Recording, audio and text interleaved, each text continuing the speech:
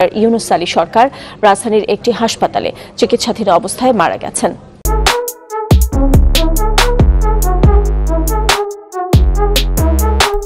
বাংলাদেশের প্রধান উপদেষ্টা ডক্টর ইউনুসের উপর হামলা, বর্তমানে হাসপাতালে চিকিৎসাধীন। আজকের দিনটি বাংলাদেশের জন্য এক গভীর উদ্বেগের। বাংলাদেশের প্রধান উপদেষ্টা ডক্টর ইউনুসের উপর একটি পরিকল্পিত হামলার ঘটনা ঘটেছে। জানা গেছে, রাজধানীর একটি সরকারি অনুষ্ঠানে যোগদানের সময় এই হামলা চালানো হয়। প্রত্যক্ষদর্শীরা জানিয়েছেন, হামলাকারী গুলি চালানোর চেষ্টা করে। নিরাপত্তা বাহিনীর সদস্যরা তাৎক্ষণিকভাবে হামলাকারীকে প্রতিরোধ করে এবং ডক্টর ইউনুসকে দ্রুত হাসপাতালে নিয়ে যাওয়া হয়। চিকিৎসকদের মতে তিনি আপাতত সংখ্যামুক্ত, তবে তার চিকিৎসা চলছে। সরকারি সূত্র থেকে জানিয়েছে, এই হামলার তদন্ত শুরু হয়েছে এবং অপরাধীদের দ্রুত আইনের আওতায় আনা হবে। দেশের বিভিন্ন স্তরের নেতারা এই হামলার নিন্দা জানিয়েছেন এবং ডক্টর ইউনুসের দ্রুত সুস্থতা কামনা করছেন। হাসপাতালে উপস্থিত গণমাধ্যমের প্রতিনিধিরা জানিয়েছেন, তাকে নিবিড় পর্যবেক্ষণে রাখা হয়েছে।